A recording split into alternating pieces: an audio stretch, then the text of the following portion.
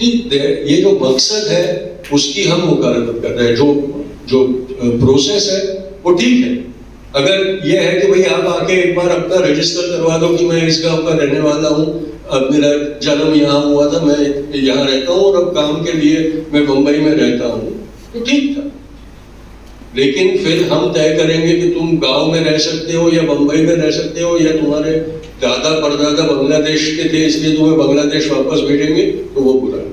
आपने जो उदाहरण दिए कि 7/12 है, तो हमारे देश में आज भी मेजॉरिटी ऐसे लोग हैं जिनके पास पोस्टेज स्टैम्प जितनी भी जमीन नहीं होती, वो 7/12 का उतारा कहाँ से लाने वाले हैं। तो ये सारी चीजें, मकसद ये नहीं है। एनआरसी रजिस्ट्री ऑफ सिटीजन्स अच्छा है, कोई मतलब, लेकिन उसके पीछे का जो मकसद है, उसको लगाने का जो मकसद है, वो बुरा है और इसलिए उसकी खिलाफत हमें करनी बहुत जरूरी है, ये समझना चाहिए। और कोई भी देश अगर अपने नागरिकों को 75 साल के बाद ये कहे कि तुम्हें तुम्हारी नागरिकत्व को सिद्ध करना होगा, तो वो नागरिकत्व का जो परिभाषा है उसको ही वो कर देते। क्योंकि मेरे को अगर महाराष्ट्र का डोमिसाइल चाहिए तो मेरे को सिर्फ 20 साल के रेसिडेंस का पुरावा देना पड़ता है।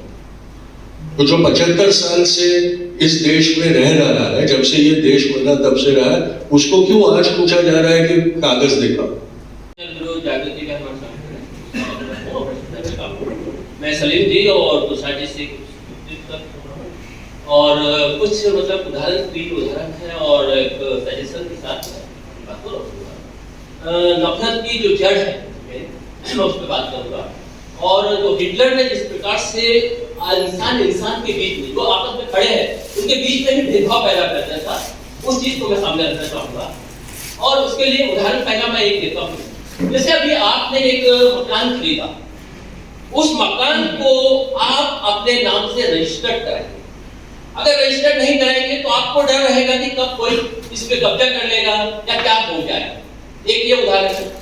दूसरा है, आपने अगर कोई फैक्ट्री बनाई, आपने कोई फैक्ट्री लगाई, तो फैक्ट्री लगाने से पहले उस फैक्ट्री को आपके पास जो संसाधन होंगे, जिसका आपके पास जो होगा जमा पड़ा, उसका इस्तेमाल करके ही आप उस फैक्ट्री को तैयार करेंगे ताकि आप सक्सेस हो।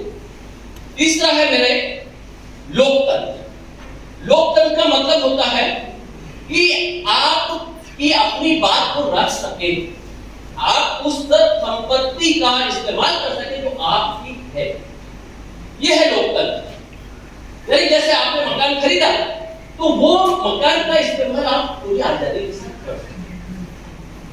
अब यहां पर आते, जब 1947 में हमारा देश आजाद हुआ था, कहने का मतलब हुआ कि लोकतंत्र आया। लोकतंत्र आया तो जिस प्रकार से आपने अपना मकान खरीदा, उसमें अपना नाम रजिस्टर करना आप जरूरी समझते हैं, उसी तरीके से हमारी राष्ट्रीयता, हमारा एनआरसी, वो हर एक का हक है और वो सबको अपना लेना चाहिए था और उसी टाइम ये सब हो जाना चाहिए, जो नहीं हुआ। अब एनआरसी का जो मसौदा लाया गया, वो मसौदा तो लाया ही नहीं गया, ड्रॉप नहीं लाया गया। तो मैंने जो कहा कि आप अगर फैक्ट्री बनाते हैं तो अपने संसाधनों का इस्तेमाल करते हैं। हमारे देश में अगर यह एनआरसी लाया जा रहा था, लाना चाहिए था और जरूरी है, क्योंकि अमेरिका में या बड़े बड़े कंट्रियों में इन चीजों अपने 200 साल 300 साल पुराना उन्होंने रिकॉर्ड रखा है कि कौन किनका इस मस्जिद कहाँ की, आपने मकबरा कहाँ है या फिर कौन कहाँ दफनाया गया है, किसके क्या है, पूरा उनके पास ब्यौरा है।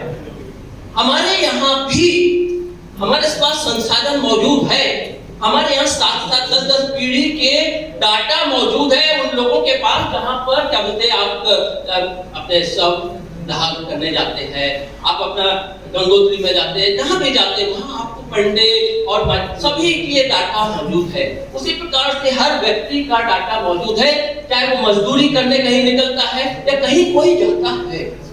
मेरा कहने का मतलब है कि हम लोगों के बीच में जो दीवार डाली जाती है कि भाई अरे आप तो हिंदुस्तानी हो ही नहीं, आपकी राष्ट्रीयता नहीं है, और उसको किस रूप में, धर्म के रूप में दिया जाता है। अगर आपका नाम चढ़ जाता है एनआरसी के अंतर्गत और जो सब कुछ मौजूद है संसाधन, तो सरकार को वो संसाधन लाने चाहिए, डिजिटल रूप में सब रख देना चाहिए। हर जगह उनका 7/12 या हर खतौनी सब जगह नाम दर्ज है। हमारा कहना है और हमने उस हिसाब से मसौदा एनआरसी का तैयार करके हमने रखा है, सामने हमने सबके सामने पेश किया है, पूरे देश में हमने सांसदों को सबको भेजा है वो मसौदा। उसमें हमने यही चीज मेंशन की है आपके पास मौजूद है। ये क्यों उन लोगों को तुम बोल रहे हो कि नहीं आप अपना पेपर लेके आओ? आप वो पेपर अपने यहाँ ही आपके पास मौजूद है। हमारा अगर नाम रखना है, हमें डालना है, हमने बताया वो उस चीज को आप खुद लेके आइए। आप सिर्फ डिजिटल करना है आपको, तो ये पूरी चीजें। तो मैं चाहूंगा कि इस चीज को हम लोगों ने रखा है, आपके द्वारा हम चाहेंगे कि ये जो मैंने बताया जहां तक है, क्योंकि समय नहीं है कि बहुत ज्यादा मैं वो बताऊं, शॉर्ट में मैंने समझा, मेरे ख्याल से शायद समझ में आ गया होगा कि मैं क्या कहना चाहता हूं। तो मैं आपको सलीम जी और देखिए, बात आपकी बहुत अच्छी है और आपने वेस्ट का उदाहरण दिया कि उनके पास सारे रिकॉर्ड रहते हैं, तो हमने ये समझना बहुत जरूरी है कि उनको जितने पॉपुलेशन के रिकॉर्ड रखने पड़ते हैं और हमको जितने पॉपुलेशन का ब्यौरा रखना पड़ता है, उसमें बहुत बड़ा फर्क है। आपने जो उदाहरण दिए कि 7/12 है, तो हमारे देश में आज भी मेजॉरिटी ऐसे लोग हैं जिनके पास पोस्टेज स्टैम्प जितनी भी जमीन नहीं होती, वो 7/12 का उतारा कहाँ से लाने वाले?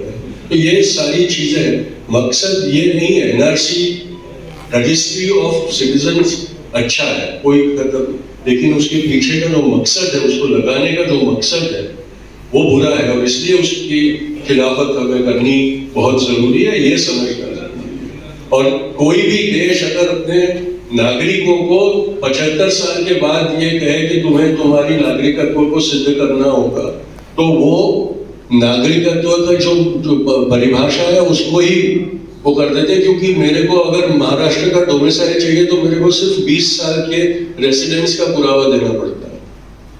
तो जो 75 साल से इस देश में रह रहा है, जब से ये देश बना तब से रहा है, उसको क्यों आज पूछा जा रहा है कि कागज दिखाओ? ये जो मकसद है उसकी हम मुखालफत कर रहे हैं। जो प्रोसेस है वो ठीक है। अगर ये है कि भाई आप आके एक बार अपना रजिस्टर करवा दो कि मैं इस गांव का रहने वाला हूँ, अब मेरा जन्म यहाँ हुआ था, मैं यहाँ रहता हूँ और अब काम के लिए मैं मुंबई में रहता हूँ, तो ठीक था। लेकिन फिर हम तय करेंगे कि तुम गांव में रह सकते हो या मुंबई में रह सकते हो, या तुम्हारे दादा परदादा बांग्लादेश के थे इसलिए तुम्हें बांग्लादेश वापस भेजेंगे, तो वो बुरा है।